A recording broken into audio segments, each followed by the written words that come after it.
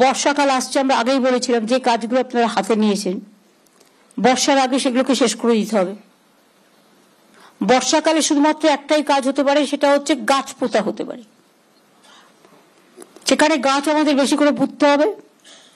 উত্তরবঙ্গে forest dominated area maximum, সুতরাং বন্য জন্তুরা যে ঘাসটা খেয়ে বেঁচে থাকে, মিস্টার দেবল বাবু এখানে আছেন, আপনার ফরেস্ট ডিপার্টমেন্টকে বলে ঘাসগুলো বর্ষার সময় যেন লাগানো হয়, যাতে বন্য প্রাণীদের খাবারের কোনো অভাব না হয়। এখন থেকে প্ল্যান করে এই কাজটা করতে হবে।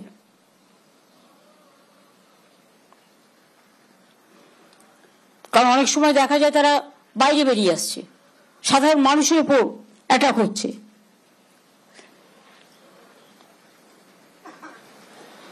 সুতরাং এছাড়াও যেটা বন সৃজন প্রকল্প, সেটা এখন থেকে প্ল্যান করে নিন।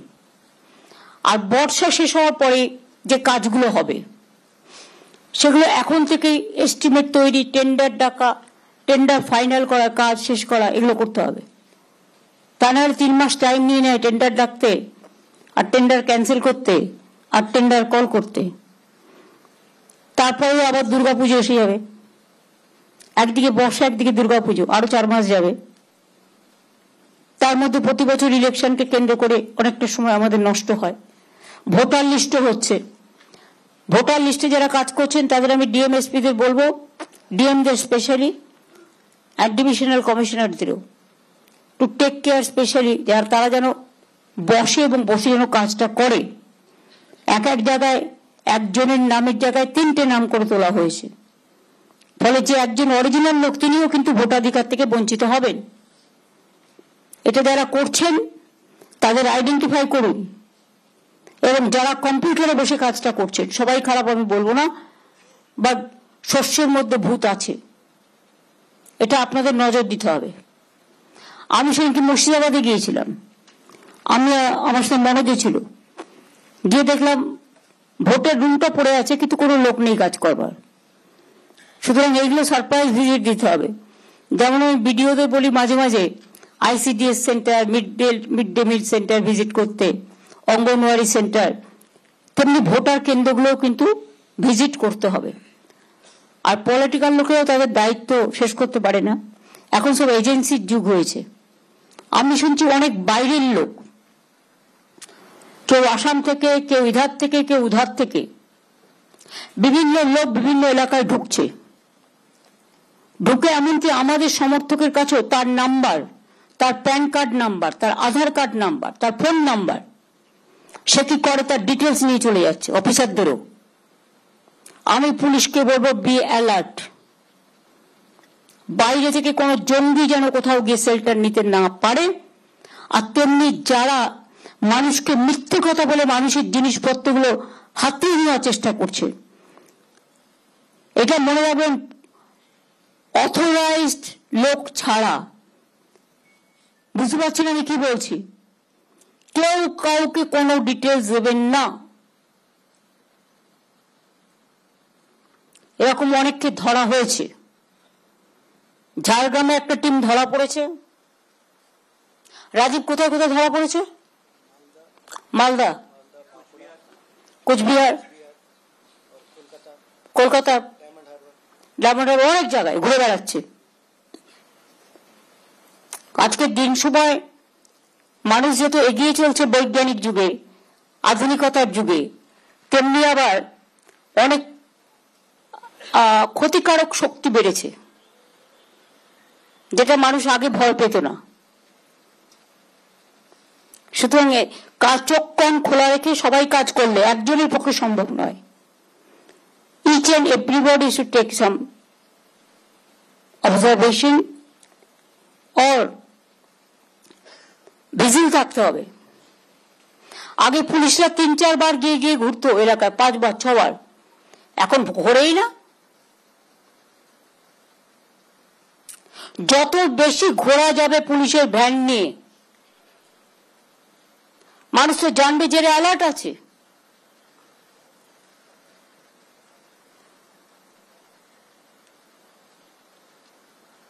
বর্ডার এরিয়া খুব সেন্সিটিভ। হয়তো কিছুদিন আগে শীতলকুচি থেকে একদিনকে তুলে নিয়ে যাওয়া হলো। একটা চাষি বেচারা, তার নিজের জমি, সে চাষ করে, তার কোনো দোষ ছিল না।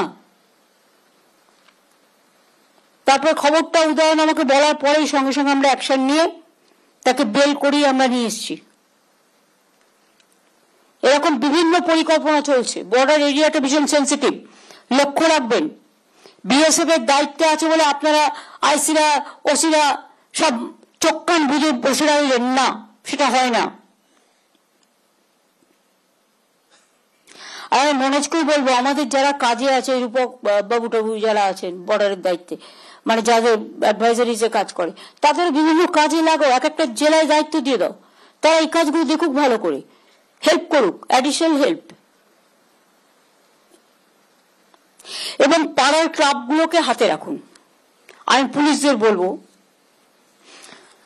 যাদের অবশ্য 2 বছর 2.5 বছর হয়ে গেছে, তারা হয়তো অন্য কোনো জেলায় যাবেন, কারণ ইলেকশনের নর্মস হচ্ছে 3 বছর পরে ট্রান্সফার করতে হয়। কিন্তু সবার নয়, যে সিস্টেমের মধ্যে যারা পড়ে। কিন্তু তাকে তো একটা জায়গা থেকে আরেকটা জায়গায় যেতে হবে, সেখানেও কাজটা করতে হবে। এখানে যদি আপনি খারাপ কাজ করেন, তাহলে অন্য জায়গাতে ভালো কাজ করার প্রশ্নই আসবে না। যতদিন যেখানে থাকবেন ততদিন সেখানে কাজটা ভালো করে করতে হবে।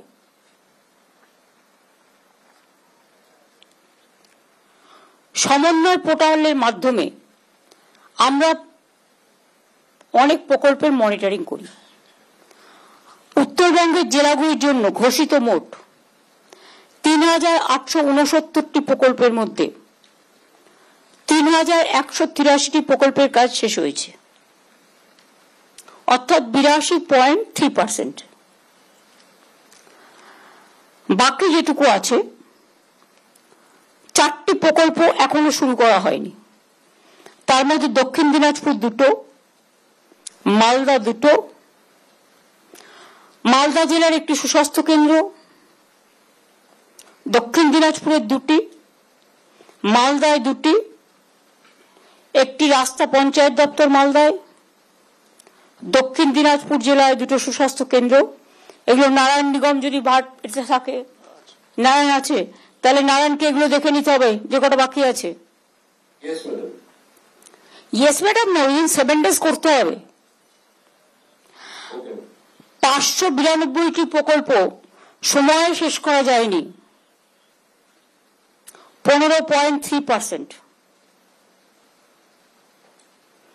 যার মধ্যে প্রায় অর্ধেক পিএইচই দপ্তরের।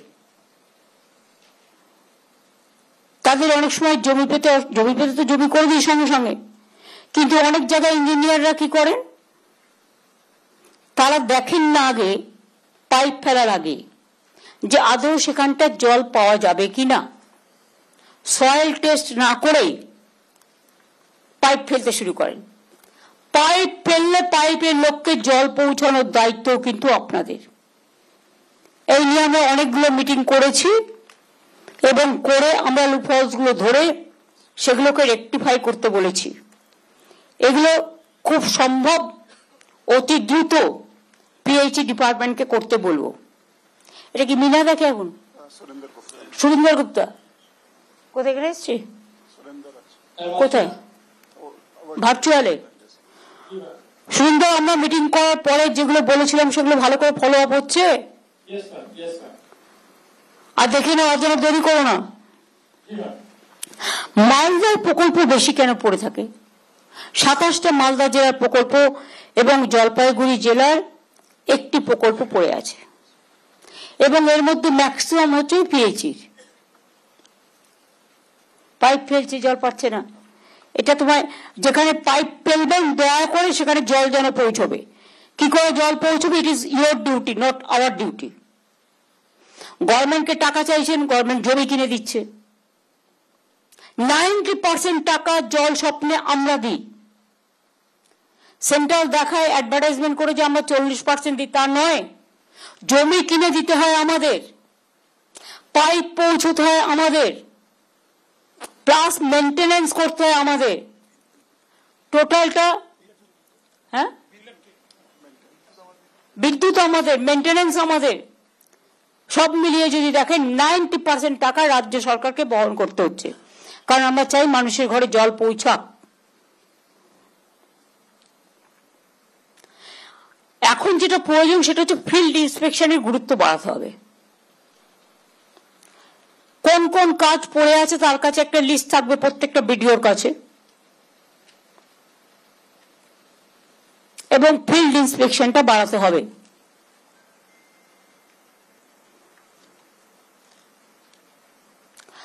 আর ফিল্ড ইন্সপেকশনে শুধু তথ্য নিলেই হবে না, তথ্যটা ঠিকমতো ইমপ্লিমেন্ট করার কাজটাও কিন্তু করতে হবে।